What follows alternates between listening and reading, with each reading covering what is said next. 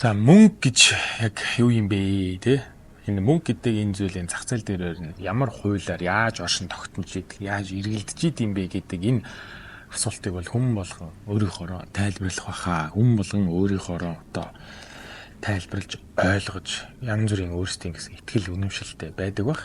Тэгвэл би энэ дээр одоо би ямар одоо бодолтой байдаг юм бэ? Ямар ихтгэл үнэмшилтэй байдаг юм бэ гэдэг талаар бас энэ видеогоор та бүхэнтэй хуваалцъя. Make money буюу мөнгө хийх, мөнгө олох гэдэг энэ одоо англ монгол үгийг хятад хэлэнд 赚钱 гэдэг гэж хэлдэг те. 赚钱 буюу одоо 赚 гэдэг нь болохоор 赚 гэдэг энэ хятад эргэлдэх гэдэг юм ханцтайгаа ижилхэн одоо дуудагддаг.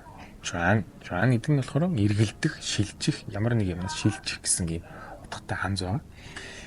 Тэгэхээр хятадууд энэ мөнгө олох гэдэг энэ одоо зүйлийг ойлгохдоо шинээр цоо шинээр мөнгийг одоо нэг газараас бий болгож одоо make money гэдэг шиг биш, ямар нэгэн зүйлээс нөгөө рүү шилж тэрэн дээр эргэлддэг, шинээр үүсч гарахгүй байгаа юмыг өөр юм руу шилжүүлдэг гэдэг энэ утгаар нь давхар ингэж ойлгож явдаг. Энэ философитой байна. Өөрөөр хэлэх юм бол мөнгө гэдэг зүйл хизээж нэг газараа зогсдоггүй. Үргэлж одоо мөнхийн юм хөдөлгөөнтэй усны урсгал шиг ингээд нэгээс нөгөөр шилжээр ингээд эргэлдээд явж идэг ийм одоо философитой гэж ойлгодог. За жишээлх юм бол та дэлгүүрээс 1000 төгрөгөөр одоо нэг бараа алаа гэж төсөөлье те.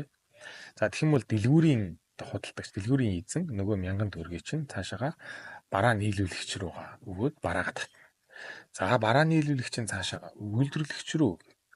За үйлдвэрлэгч чинь цаашаага түүхийд нийлүүлэгч рүү тий. Түүхийд нийлүүлэгч чинь дахиад цаашаага одоо тээвэр, ажлын хөлс, цалин, татвар гих мэтчлэнгээр одоо ийм зүйлүүдтэй өгнө. Тэгээ буцаагаар нөгөө татвар нь таны гар дээр цалин, гитгөр, халамж гих мэтчлэнгээр ингээ буцаад тань дээр ингээ хүрээд ирж байгаа. Энэ бол зөвхөн нэг хэлбэрнтэй. Гих мэтчлэнгээр ингээ мөнгө ингээ байнга ингээ эргэлдэж идэг. Эзэж нэг газартаа ингээ байгаад байдаггүй.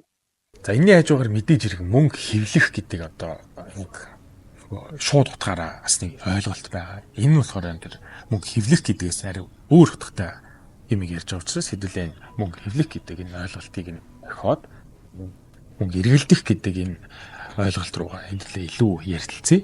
За тэгвэл энэ зах зээл дээр те энэ marketplace дээр зах зээл дээр интернетийн сүлжээ шиг, гар утасны сүлжээ шиг одоо ингэж мөнгөний энэ одоо сүлжээ, мөнгөний урсгал ингэж нүдэнд харагдахгүй маш их одоо ингэж мөнгөний урсгал ингэ эргэлдэж идэг аа.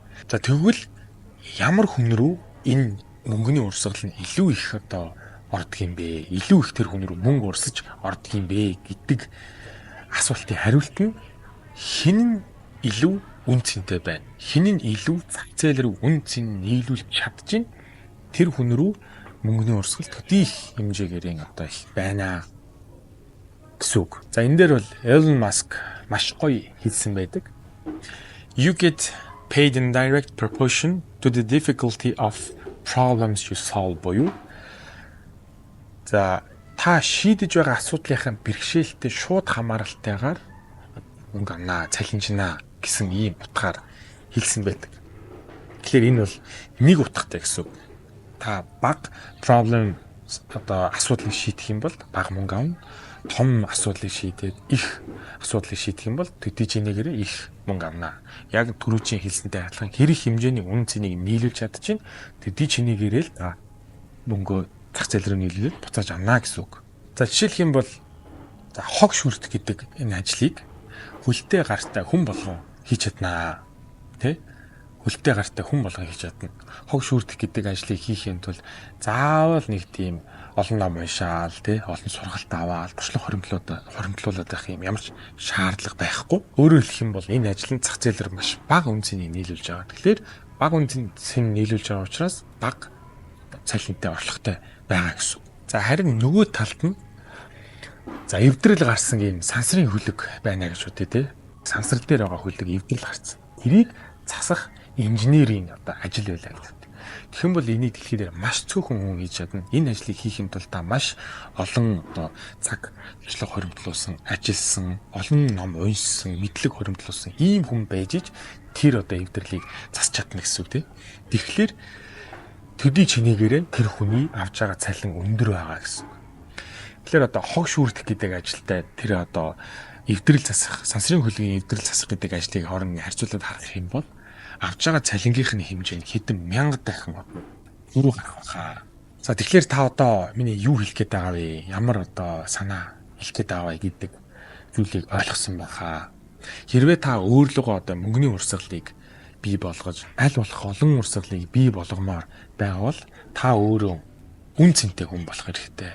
Аль болох их үн цэнийг зах зээл рүү нийлүүлэх хэрэгтэй. Тэгж чадах юм бол тань руу маш их хэмжээний төдий хэмжээний одоо мөнгөний урсгал бий болно гэсэн үг. За жишээлх юм бол Amazon.com гэдэг одоо дэлхийн хамгийн том e-com платформ байна. Энийг одоо үүсгэн байгуулсан Jeff Bezos гэдэг хүн бол одоо 200 гаруй тэрбум долларын хөрөнгөтэй хүн. Энэ хүн Amazon.com гэдэг аврах том платформороо дамжуулаад дэлхий дээр хэдэн тэрбум хүний цагийг хэмнэж байгаа, хэдэн сая хүнийг ажлын байраар хангаж байгаа, хэдэн сая хүнийг саятан болгож байгаа тийм хэдэн одоо мянга магадгүй сая компаниг одоо ажилтаа орлоготой хөлтөөр нь босгож байгаа гэсэн. Тэгэхээр энэ маш том асуудлыг шийдэж байгаа, маш том үнэ цэнийг зах зээл рүү нийлүүлж байгаа учраас тэр Jeff Bezos гэдэг хүн өнөөдөр 200 гаруй тэрбум долларын одоо хөрөнгөтэй болсон байна гэж ойлгож болно. За тэгвэл би танд өөрөөсөө асуух юм 3 асуултыг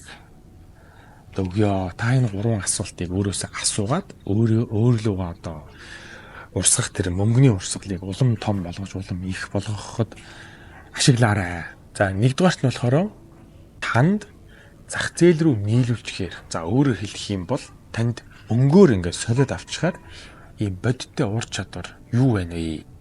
Бодиттой ийм үн цэн юу байна гэдгээ өөрөөсөө эхлээд асуугаад үзээрэй. За хоёр дахь асуулт нэг юм бол танд одоо байгаа ур чадвар чинь зах зээл дээр хэр зэрэг үнэлэгдэж байна? Хэр их хэмжээгээр үнэлэгдэж чадж байна гэдгийг та бас өөрөөсөө асуугаад үзээрэй. За гурав дахь асуулт нь болохоор та өөрт байгаа одоо байгаа ур чадвар дээрээ ямар ур чадварыг нэмэх юм бол таны одоо олж байгаа орлого чинь даблдаж чадах вэ? Нийт дахин одоо үржигдэж чадах вэ гэдэг энэ асуултыг асуугаад үзээрэй. За тэгээ энэ 3 асуултанд хариулаад та өөрийнхөө яг одоо байгаа орлогыг нэмэгдүүлэх, өөрлөгөө мөнгөний урсгалыг илүү их бий болгож өөрөө илүү үнэ цэнтэй хүн болгоход ашиглаарай.